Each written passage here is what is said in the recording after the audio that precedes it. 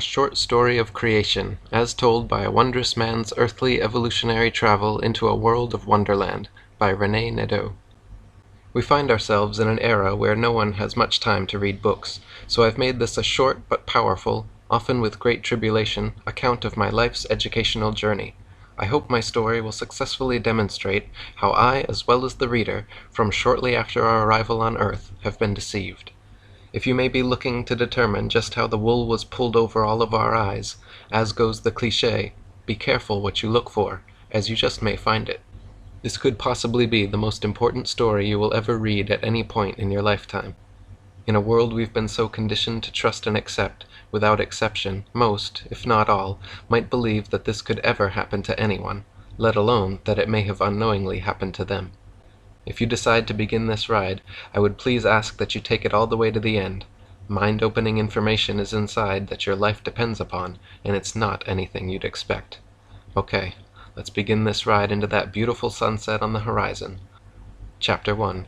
Dreaming in Wonderland. I was tucked into my bed on this warm June night, very relaxed, AC on high, with my feet, as most always, resting on a hot water bottle. Anyone who hasn't tried this is truly missing out. It was pretty much a normal night, but for some reason this night my mind began to wander, reflecting upon what I've learned over my lifetime on Earth, thinking back on just how I had received and processed all that information, attempting to make some sense and purpose of it all as I drifted off into dreamland. As my mind reflected back, I became more relaxed. I recalled that in the beginning, learning, it's theorized, somewhere around 14 billion years ago, the universe was created by a Big Bang event. Apparently, a whole lot of nothing somehow came together, becoming so dense reportedly it could fit on the head of a pin, and with this convergence causing so much pressure or energy that it exploded everything into existence, with a Big Bang creating our ever-expanding and still-evolving universe. There's a TV sitcom called The Big Bang Theory, where I've witnessed a whole lot of nothing coming together, creating this TV program. School educated me that we live on planet Earth, the third planet from the Sun, with Earth's age estimated at 4 billion years old. There's also a TV program sitcom, Third Rock, named for our planet.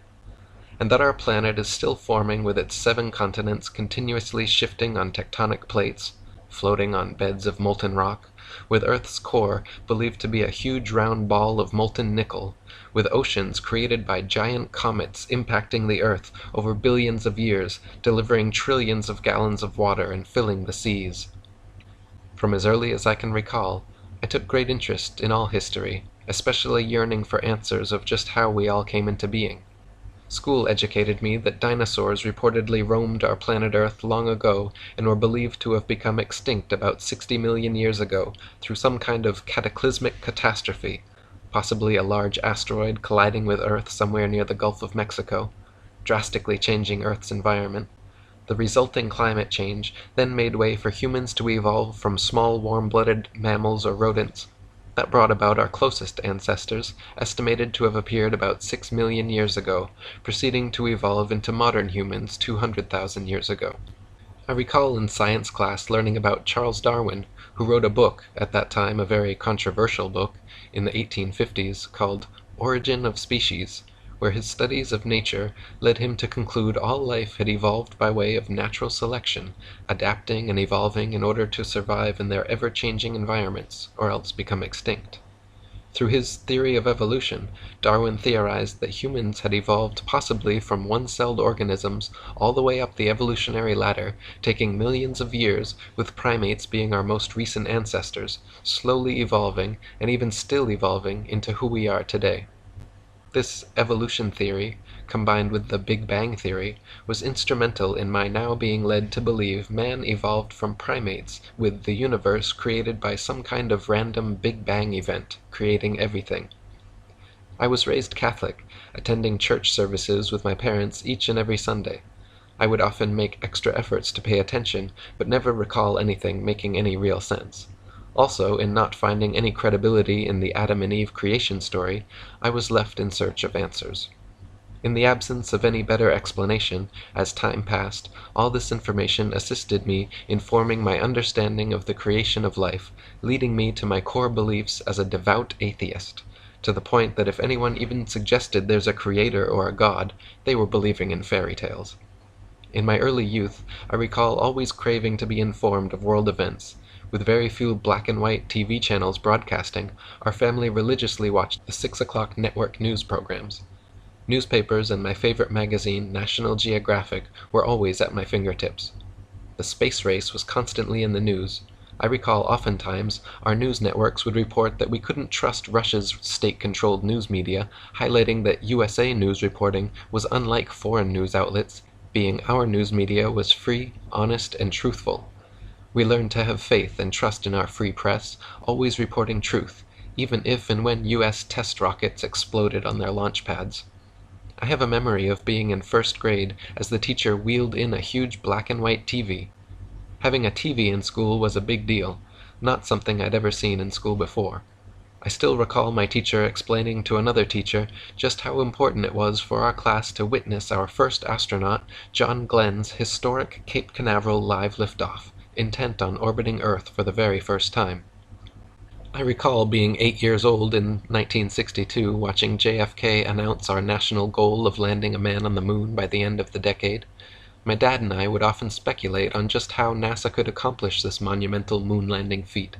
By constantly following national nightly news TV programs, we learned ever more details of the plan, including the most important and dangerous NASA outer space capsule dockings. I recall as a child often looking up in awe at the night sky, wondering what was out there, thinking, we can't be alone, there just has to be life on other planets, and wondering what I couldn't see of this vast and ever-expanding universe above me. On to Chapter 2, More Learning. Chapter 2, Living the Dream, More Schooling with Men Walking on the Moon. Looking back, some of our first lessons learned were our ABCs and basic math. Also, in every classroom, there was a globe where we learned geography and the location of continents, that our Earth orbits the sun while tilted, spinning on its axis, allowing for night, day, and our 4 seasons. Like most students, we were seated in rows facing the teacher, instructed not to talk with our neighbor and to obey all of the rules, then to listen very carefully and hopefully impress our teacher boss seated at the front of the classroom by demonstrating just how smart we were. Sometimes we even earned stickers or gold stars on quizzes and tests, reinforcing our sense of accomplishment. Now, educated and ready for more learning, we were promoted to the next grades.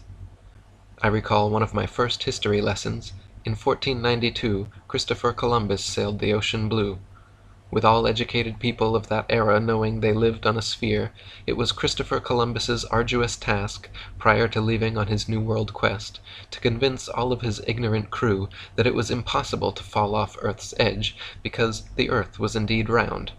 As they sailed on for weeks not seeing any land, his crew became restless and worried, but before they threw him overboard and sailed back to Spain, land was spotted. Columbus, believing he'd found India, referred to the natives as Indians. This New World discovery earned him the honor of a holiday, Columbus Day. Fast forward 477 years, man takes his first steps on the moon. The way I recall it, at age 15, presumably the most watched TV program of that era, nearly everyone alive viewed black and white video beamed back live from 287,000 miles. I recall exactly where I was sitting with my dad in utter amazement. Also, now far enough from planet Earth, we were shown an image of our home floating in space as a perfectly round blue sphere laced in white swirling clouds, an absolutely unbelievable epic sight. On subsequent missions, astronauts even hit a golf ball and drove a lunar rover wildly over the moonscape, leaving me with a sense of wonderment, believing anything was now possible. Fast forward again, this time 48 years, to 2016. Much has changed and progressed. I had never in my wildest dreams ever doubted the authenticity of the moon landings. After all, I'd watched them live on TV network news broadcast programs. What often got me thinking was what I hadn't seen. After reportedly having men travel an unbelievable 287,000 miles, apparently with far less computer power than you and I hold in our hands today, even with our vastly improved technology, we still hadn't been back to the moon. Manned space travel had not progressed, but in fact had regressed to reportedly an international space station a mere 200 miles high up in Earth's orbit. So after nearly 50 years, man was staying ever closer to Earth, not exploring outer space as you'd reasonably expect progress would dictate. With these moon missions vital to my core foundational beliefs, from Earth to the entire universe, I just wanted the simple truth. Did we in fact go to and land on the moon? True or false? I so wanted it to be true. I finally took the time to extensively research the topic. Though there's considerably more evidence for this story, I've included the following. NASA needs us to believe that all the moon missions traveled safely through deadly Van Allen radiation belts unscathed. In late 2015, NASA posted a video on their official website regarding testing of the new Orion spacecraft, reportedly attempting to reach 3,600 miles away from Earth. The NASA engineer went on to surprisingly and proudly explain that this test flight would travel higher up into space than we have ever been before, with Orion's shielding being put to the test to protect delicate electronics and guidance systems, and, more importantly, stressing, before they send humans this far up into space. Wasn't this shielding problem solved nearly half a century ago? Or maybe NASA doesn't remember they'd solved this problem, seeing as they've confessed to losing all 14,000 reels of telemetry data, including blueprints and all original videos for all the Apollo missions. So NASA has not just misplaced, but has lost forever all documentation evidence and physical proof of what's been referred to as the greatest accomplishment in all human history. How can something so vital to our national security and history that you'd expect to be stored in the National Air and Space Museum, or even possibly Fort Knox, be lost forever? Well, unless this documentation was intentionally lost, destroyed, or maybe it never even existed at all.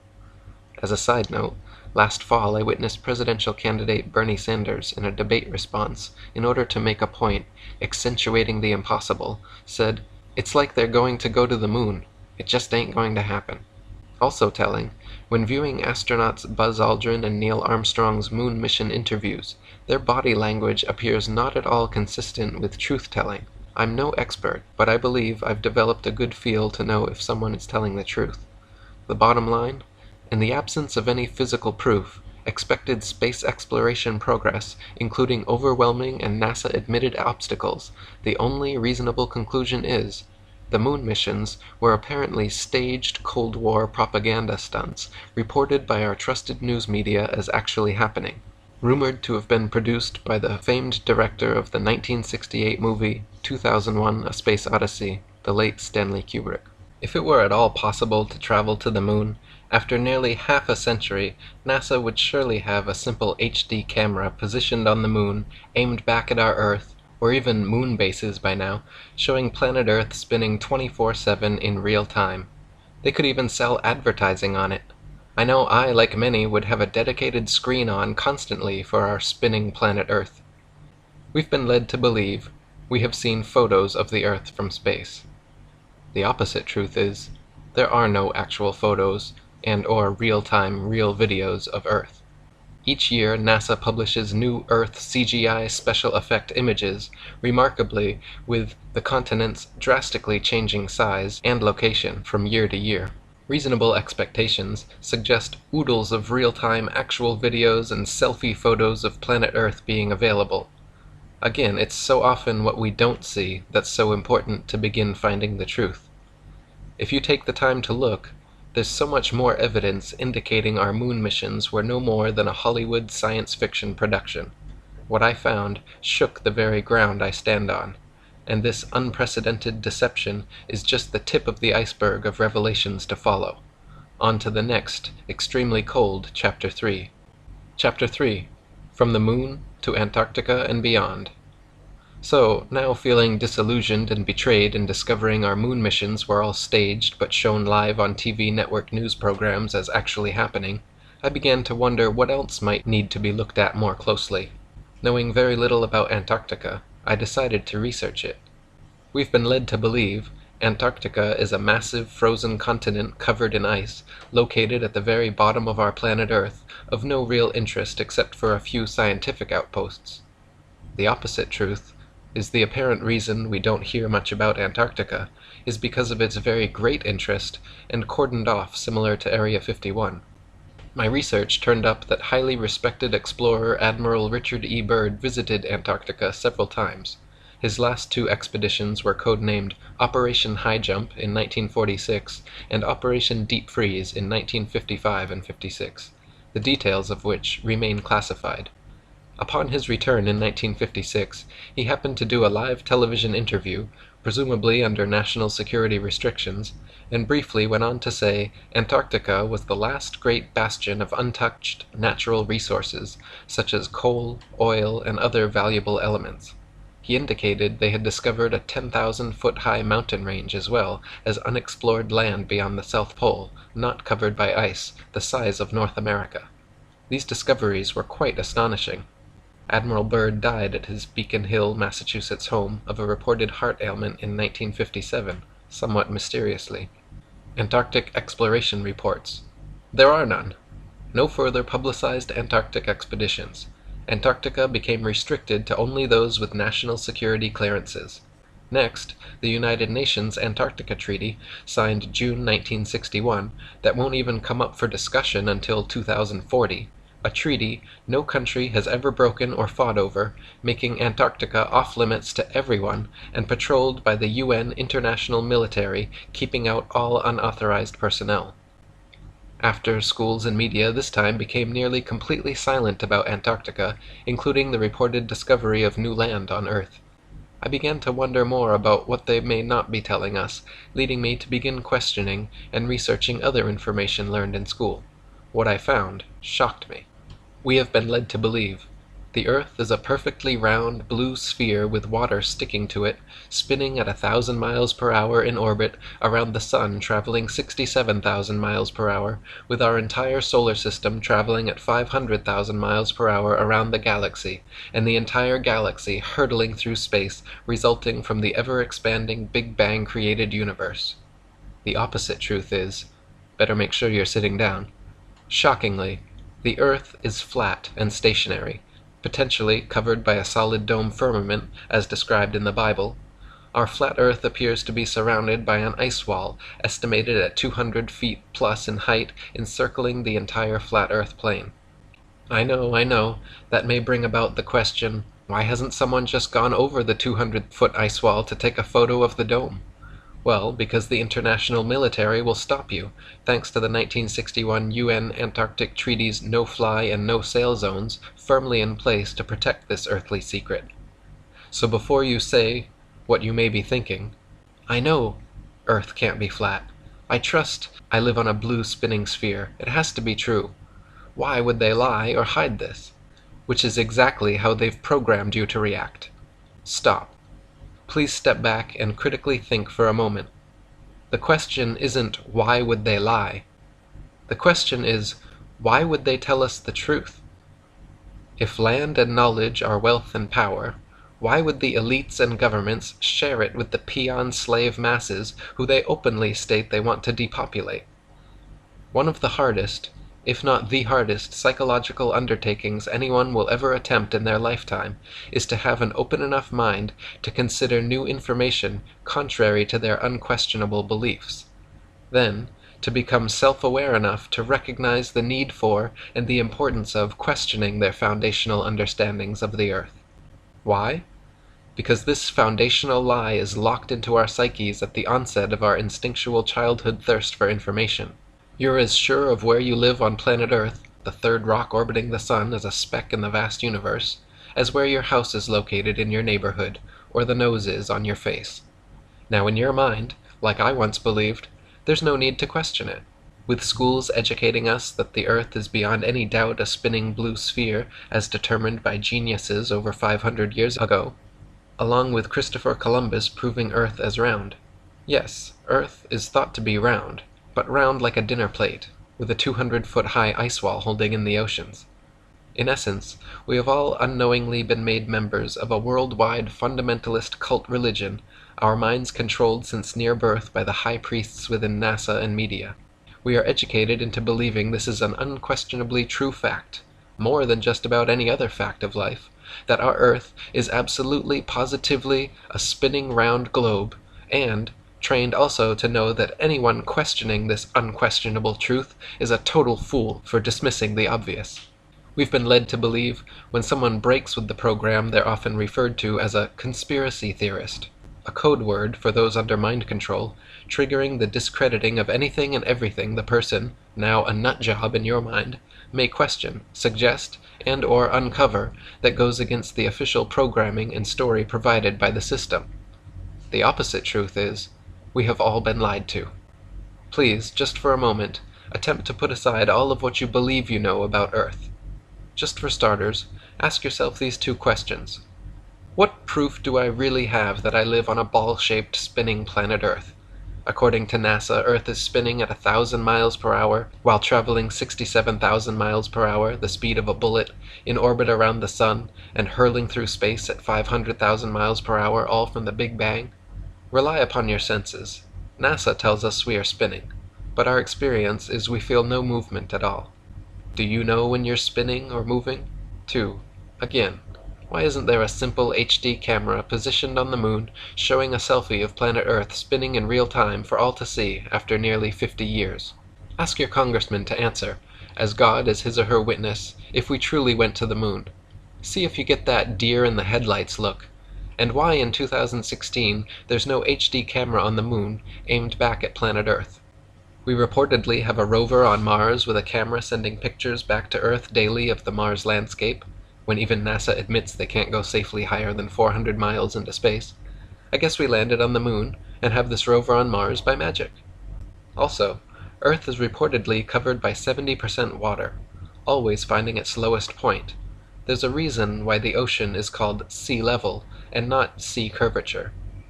Imagine yourself on a cruise ship, sailing up and down huge hills of water in the middle of the ocean. Imagine a hump of water, hundreds of miles high, between Hawaii and LA.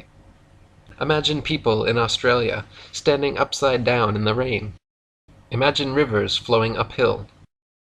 Check out the sun as it heats the tops of the clouds, or when sunbeams shine through them. Does the sun really appear and feel 93 million miles away? Have you ever seen the curvature? I know how hard this is because I once believed and fully trusted I was educated. I had no reason not to believe the earthly facts I was taught by the system were anything but true. I know for sure at one time in my life I'd surely have chuckled at any suggestion by anyone that Earth was anything but what you and I were programmed to believe as children. Another thought you may have is, what good does it do to me to know that the Earth is flat and not a spinning ball? If you keep reading, you'll find out just how extremely important it is for you to know where you live, and why this secret is so important that it remains a secret. On to Chapter 4, My Mental Illness Identified.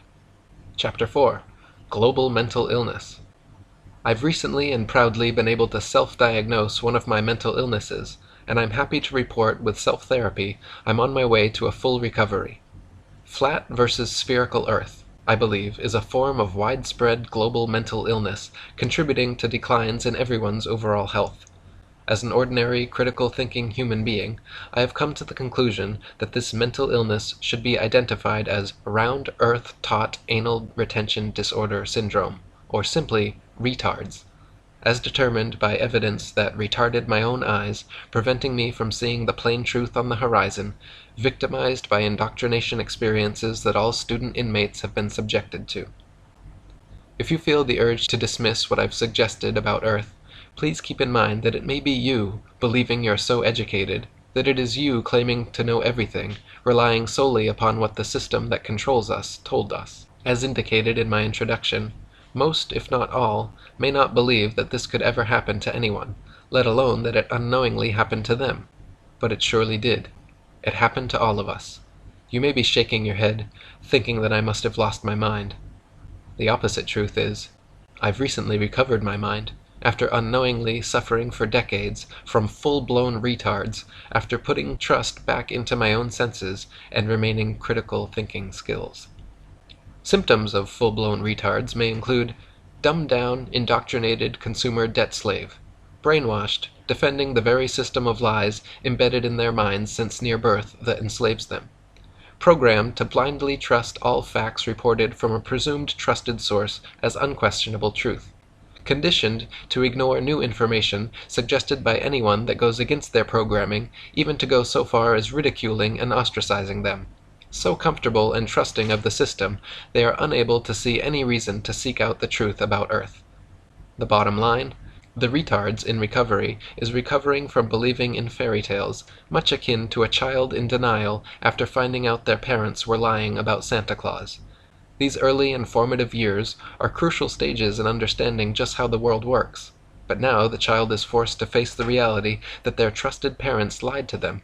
It's very traumatic, and not easy at any age when needing to reconsider a once believed undeniable foundational fact. I recall being in the first and second grades, witnessing children arguing about Santa Claus being real. The children who knew the truth would most always fail to convince others how they were being lied to. The children remaining unconvinced, dependent upon their parents for truth, with unwavering parental trust, would defend their parents and would no way believe those explaining to them their discovery that Santa was fake.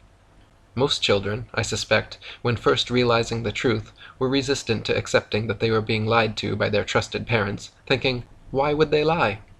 You may even recall similar childhood experiences in regards to Santa deceptions. Sadly, the vast majority continuing to suffer from full-blown retards are programmed so completely that they will refuse to even consider attempting to prove to themselves that Earth is truly a round spinning ball, remaining in disbelief as to why schools and media would ever lie to everyone about Earth. Well, for some of the same reasons your parents did regarding Santa, as a means of behavioral mind control, including other irrational motives, with a lie being a lie, no matter what the motive or how good intentioned. It's not your fault, as we've all been subjected to many widespread successful psyops in history. On to Chapter 5. Schools double down. Chapter 5. Schools double down on destruction of the nuclear family. Education is not education, but indoctrination that has been so artfully administered from near birth to nearly everyone. We are then kept distracted, trusting and dependent, so that in essence we are all bowing down to worship big government and corporations as our God and Savior. Our free public education school system creates an illusion of caring about your children's health and well-being, but in essence continues working towards dismantling the family dynamic. But why, you may ask? That seems crazy. Brief recap. Once everyone is believing we live on a spinning ball shooting through space at near lightning speeds, next is to teach children their existence is a result of a random Big Bang accident, created from nothing into something, and by sheer luck over millions of years to evolve into a chimp who one day came down from an African tree, learned to walk upright, made tools, lived in caves, then after more evolutionary changes and social tribulation, led us to our human civilization of today. You have been led to believe you are nothing special. After all, your ancestors are mere chimps, owing your very existence to an all-knowing system who medicates, vaccinates, and educates you about living on a spinning ball. The opposite truth is, Earth is of intelligent design, with each and every human an incredibly valuable creation living on a flat Earth plane. Human beings are absorbers of information that becomes a part of us. There's an ancient spiritual truth called samsara, where it's believed that everything you hear, think, say, or do is also stored in your heart, becoming part of your internal makeup. When attending schools, watching TV and movies, videos and internet, you are absorbing that data into your internal system, similar to a computer hard drive, with everything entering into your heart, especially young children, who are in even more of an absorbing mode, learning what it's like to be a human being. The school system is installing another virus, mental illness, onto your children's hearts. You have been led to believe we are no longer just males and females, but now gender fluid. Now we have little boys and girls questioning if they truly are little boys and girls. The opposite truth is, men and women are men and women. You just don't wake up one day looking to explore the opposite gender's sexuality, and now numerous gender identities, to then all grow up to have healthy heterosexual relationships and stable families. Also, using celebrities, you have been led to believe that nearly everyone in Hollywood is implied to be either gay or gender fluid, etc., encouraging exploration of individual sexuality, that in order to be a fully functioning human being, you need to explore your feminine side if you're a man, or your masculine side if you're a woman, sending the message that everyone's no longer just a stable heterosexual person, but that we are actually here by luck, living on a spinning globe without boundaries, discipline, duty, or order. The opposite truth is, this socially engineered mental illness is being perpetrated upon your children with the intent of ushering in more chaos to male and female relations and future family formation. By the system teaching, women can be men, and men can be women, with everything equal. Women are duped into not wanting to be bothered with being mothers anymore, and to act more like men. Feminism is not a grassroots movement, but started by the powers that be, the system, in order to brainwash, not to help, but to eliminate women, leading women to believe they were oppressed, when in fact the opposite is true, and they were the most privileged class in all of recorded history. Not having to work outside the home, they were able to partake in the most rewarding job of all, raising their children in the safety of suburbs with their husbands having full job security. Now stay-at-home moms raising children are nearly extinct, with others often shaming them into getting jobs. Tricked by the system into believing they were oppressed, these women must now work even harder for a system screwing them out of the natural order of family and life's renewal, in its place working heartless, empty, corporate wage-slave jobs, burdened with student loan debt, and often raising a child, no longer needing a male role model with the assistance of the system, often finding themselves alone or with cats in place of children and family, believing this was all their own idea.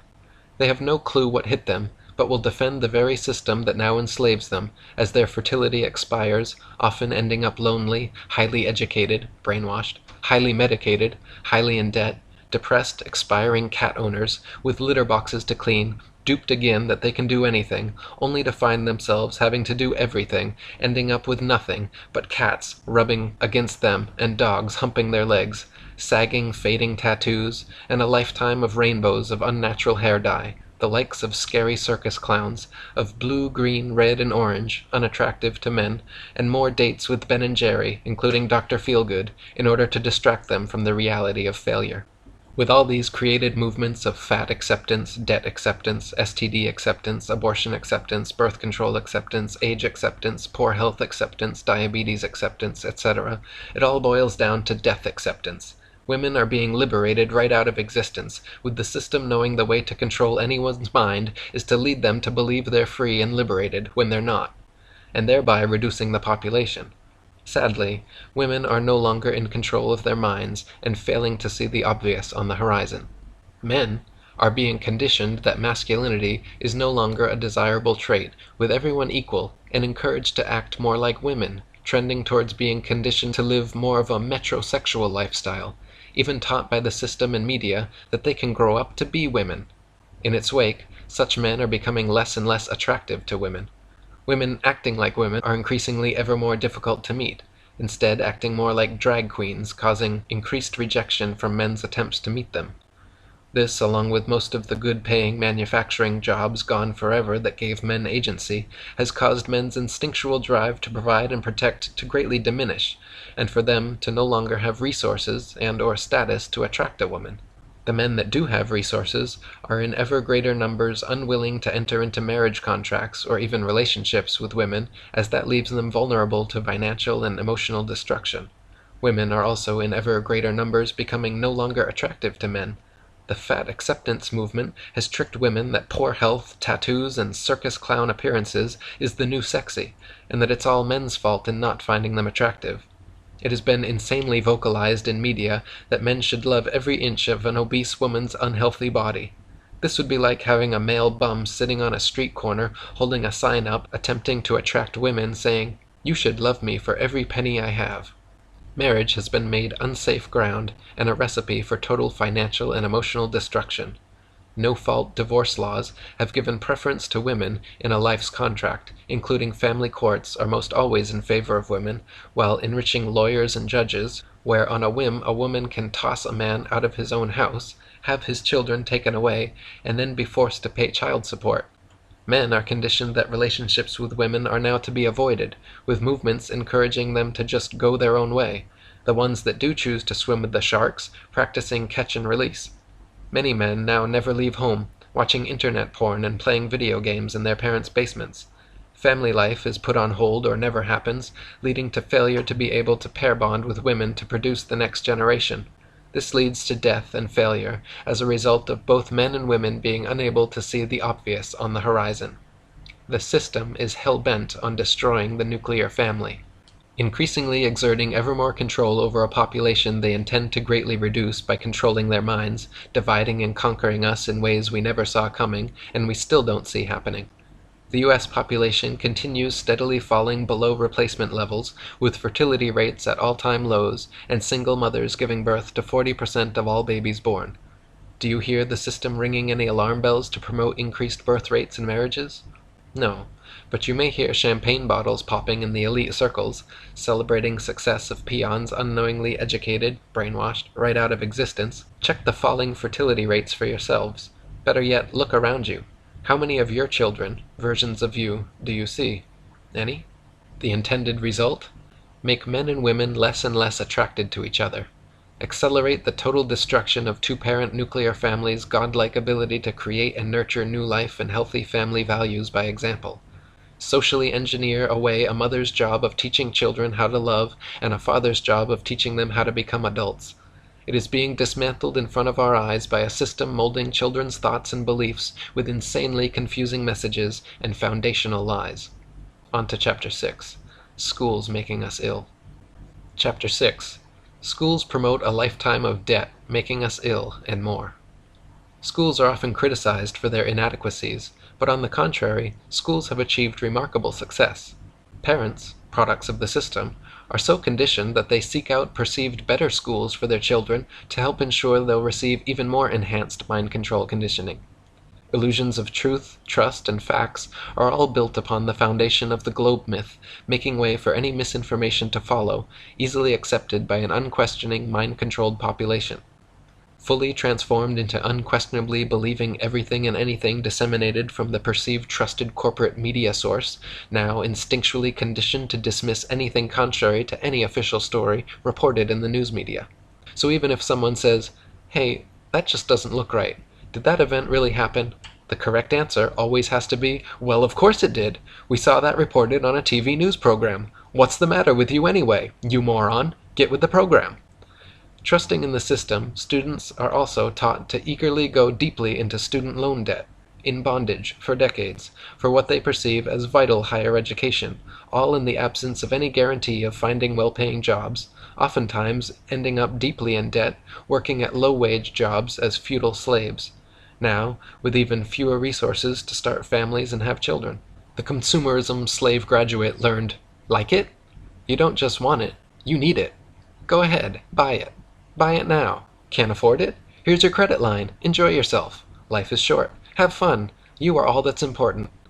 Now, after being proficiently programmed on how to be a good member of our consumer society, students are led to also believing pharmaceutical medications are the answer to just about anything and everything. Don't worry, if material goods don't make you happy, there's a pill for that.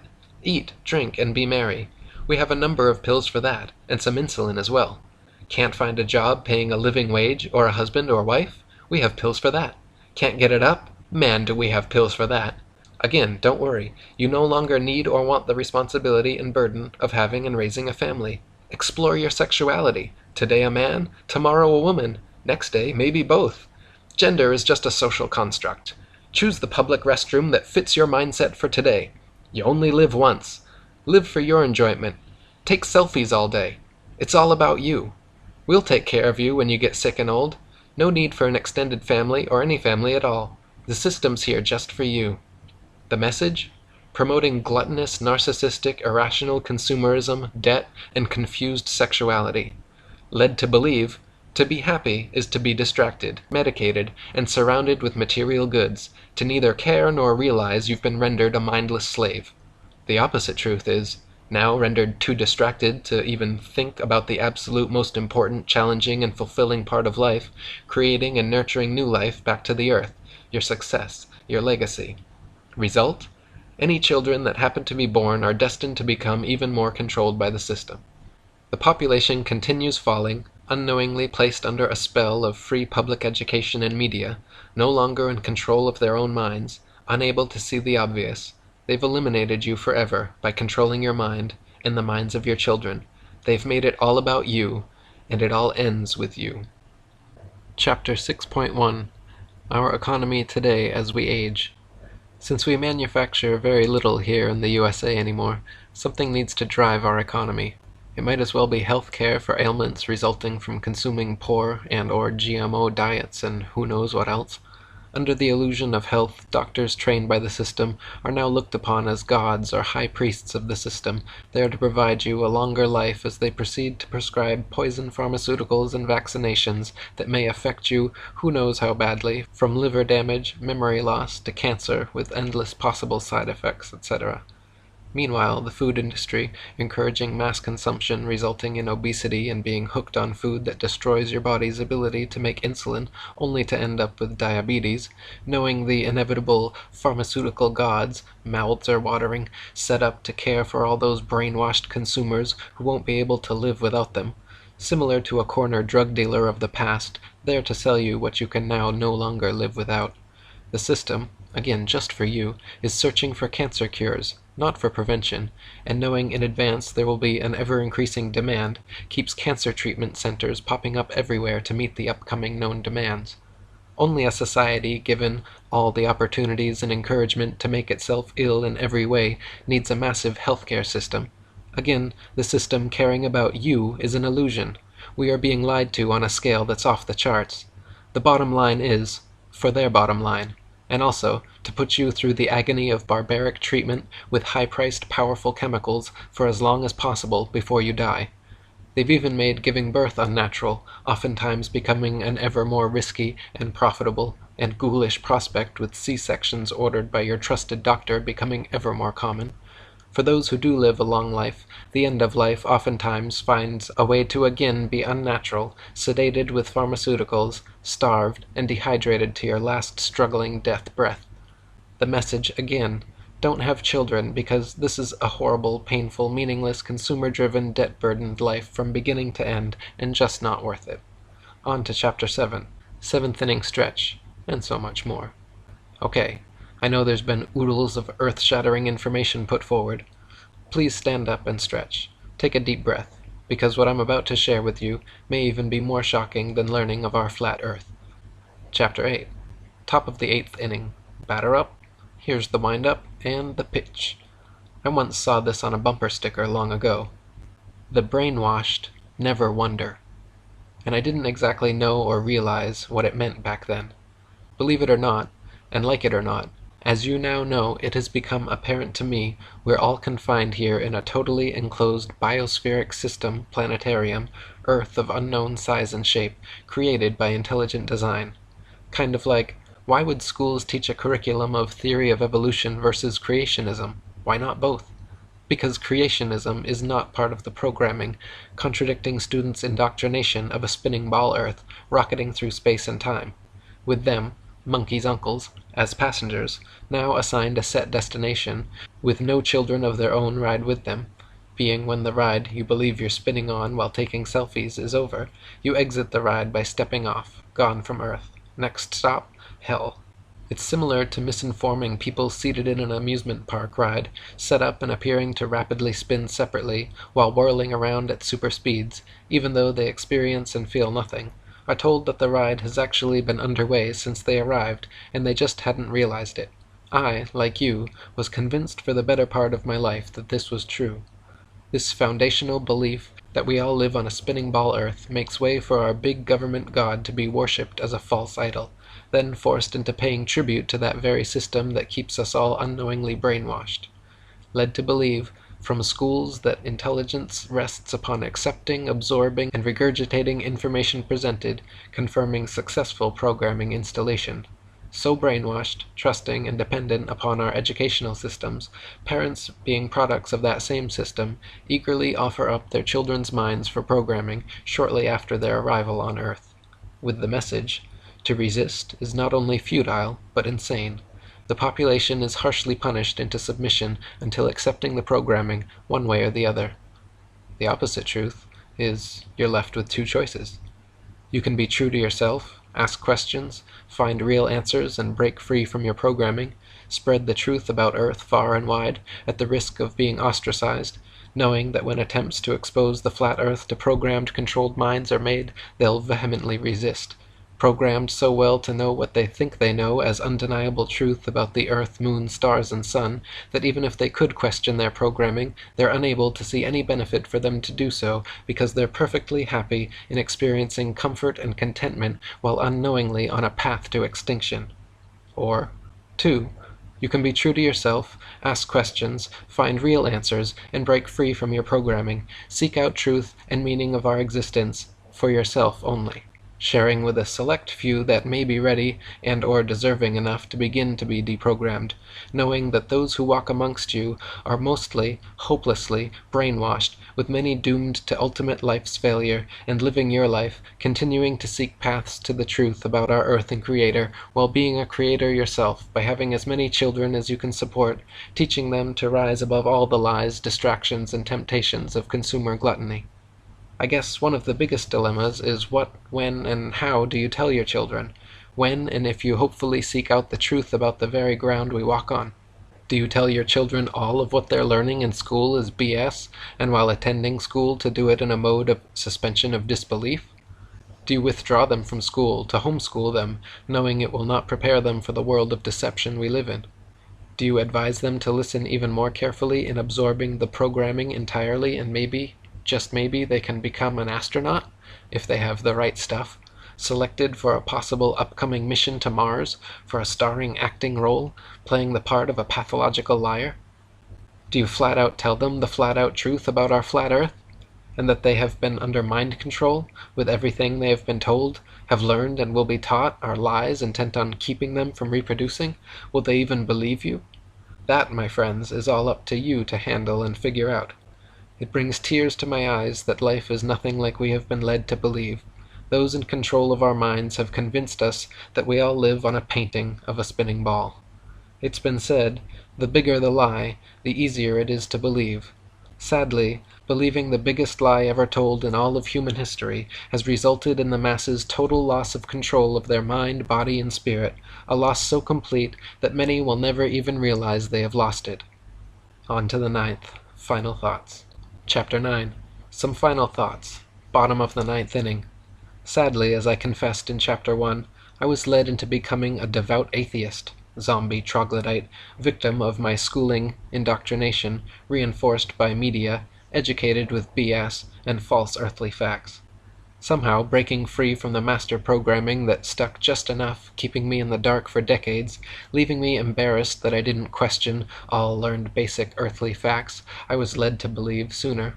For my entire lifetime I always considered myself open-minded, but knowing if anyone approached me 2 years ago and just mentioned the Earth might be flat, I would have instantly determined that a retarded moron was in front of me, because I, like you, believed I was educated, with all I needed to know, and fully able to spot a retarded moron when I saw one. I always attempted to live my life in that extraordinary claims demand extraordinary proof, when presented with any claim appearing as wild or outlandish. This strategy served me well in keeping me from believing what wasn't the truth. But I must confess to you right here, right now, flaws and errors in employing this foundational philosophy. For this to work as intended, it needs to be all-inclusive of any and all sources, or it can't be depended upon to serve you. My mind was unknowingly being controlled, just as yours is reading this right now, into trusting our educational system and news media to provide and disseminate truthful information, causing me not to consider what turns out to be the extraordinary claims actually being made about our Earth being a globe, all in the absence of any real proof. You were all wholeheartedly trained into putting blind faith and trust in what we've all been taught, in school and or shown on TV news, just as I was, even above our own senses. But if you like, you can call me a retarded moron for questioning my programming, and or for just sharing my discoveries. The opposite truth is, it's you that unknowingly suffer from full-blown retards, that childhood-induced mental illness known as round-earth-taught anal retention disorder syndrome, with school systems and media apparently doing even a better job on you than they did on me, trusting, as I did, that the system provided all the true facts needed to be known. As indicated in Chapter 2, my journey began with just needing the truth regarding our moon missions. again reported as being the greatest achievement of all humankind, and finding them to be fabricated. Then I discovered the secrecy surrounding Antarctica, and lastly, evidence exceedingly well explained by Eric Dubay's YouTube videos demonstrating proof positive the utter impossibility that we're living on a perfectly round spinning blue marble hurtling through space. The more you desire and dig for the roots of your very existence and why we find ourselves in this game of life, the more you'll be amazed, being there's much more to this life than we've been led to believe, and sadly this desire is constantly and unknowingly being programmed out of everyone. Big government and news media has even made the word truth politically incorrect. Now anyone no longer under their mind-controlled programming are identified as truthers. Truth is not something anyone should be seeking. As in, get with the program, you moron. Only a moron would question the program's honesty and integrity. There's a notable quote in George Orwell's book 1984. In a time of universal deceit, telling the truth becomes a revolutionary act. Governments have no fear and no reason to fear any mass awakening due to their overwhelming programming successes. With generations of programming so hardwired, even if a prominent government official happened to appear on live TV announcing the Earth as being truly flat, overwhelmingly the masses would unquestionably know this retarded moron had lost his freaking mind. I've written my story for those with gut feelings that something's wrong, but are unable to put their finger on it, hopefully now intrigued enough to investigate it for themselves. I would hope you'd agree that the only one anyone can truly rely upon and trust is yourself. There's a saying often heard when people are talking with one another, I suspect to ensure that they aren't being led to believe and or left feeling gullible having believed something made up. It's, are you serious? Now that I've shared with you what I've discovered, are you seriously not going to stop and think about it all for a moment? When you are told you are something you're not, and you believe it, you are living somewhere you aren't, and you believe it. You are flying, spinning, when you aren't, and you believe it. You can be told anything after, and you will not disbelieve it, resulting in now believing you are a monkey's uncle, living on a spinning ball, rocketing through endless space. Sounds crazy, but that's what we've all been led to believe. Those who are educating you with foundational lies have motives for doing so. They are treating you similar to a farmer caring for his livestock, feeding them what he chooses, keeping them content, comfortable, and distracted until they live out their usefulness. Charles Darwin got one thing right. Through his observations, he concluded survival of the fittest as being the key to life, with only the smartest, most healthy, and especially those with the ability to adapt, giving birth to and nurturing the next generation, or else experience the cruel reality of unceremonious extinction, wiped from the face of the earth. Human survival of the fittest will be only for those who can adapt by discovering the foundational lies we have insultingly been led to believe. First by realizing they are being lied to, then the hows and whys, then adapting and taking steps to begin recovery in coming to realize that we are of intelligent design, with true success measured by the unity of a strong family with as many children as you can care for. Wait a second. I think I just woke up. Nope, maybe not. Am I dream writing? Still dreaming? Did I just say the Earth is flat? Or is it round? It just has to be. Did we land on the moon? Is Antarctica a continent? Maybe. So tired. Groggy. Just my head is spinning, but I'm not. Getting comfortable again on my side. Feet back on my hot water bottle. Thank you for completing my story about a regular guy believing he was educated, attending school. He learned basic earthly facts, including those of the creation of life in the universe. Upon graduating, he experienced a great sense of accomplishment, believing he, along with everyone else, was also now educated. Only as a result of a dream did he later come to realize he truly knew nearly nothing about most everything. He had trusted that our news media would keep everyone honestly informed with real news and other important information, but as time passed, found the opposite had taken place, with countless presumed actual news reports being staged government propaganda, later to end up in history textbooks as actually happening. Ironically, those pulling the strings have scientists building machines that can think critically, AI, while school teachers are programming our children not to think, no intelligence, NI. One day, soon, presumably replaced with manufactured, soulless robots, allowing for even more control by those in control. Big government can't be trusted, with their greatest fear being a populace of well-informed, enlightened, strong spiritual souls uniting, fearing this unity of all the people on earth will end their power they have over us to control us with lies. Again, the powers that be absolutely do not want us peons to have their same level of earthly knowledge. Able to see the big picture, they influence our minds to bring about their desired population reduction. I'll say it again for those who missed it. The system is providing you everything you need while making you comfortable for you to end your own legacy. You may ask, but why? I don't understand why. Well, because you're no longer needed. The progressive and rapidly approaching robot revolution is upon us, making the programmed and now significantly less intelligent human peon obsolete, slowly being programmed to eliminate themselves in order to save the planet they think they know they live on. Replaced with man-made, soulless AI robots slaving for the elite, much more efficiently controlled surely to surpass human intelligence, and most definitely able to determine whether or not they're spinning on a ball 70,000 miles per hour, that humans could never figure out. In the end, only kindness matters, so please be nice to everyone, especially those who dare to begin attempting to unravel years of deceptive programming, hopefully finding a path to the meaning and purpose of their existence, while being creators and nurturers of renewed life, adapting to become one of the ancestors of a human survivor of the fittest, and possible chance for spiritual recycling, living on in some other form. The Creator within moved me to share my evolutionary travel into Wonderland with those directed to find it, because you weren't created by accident. I didn't create this by accident. You didn't find this by accident. Until we meet again in my dreams, unless I wake up.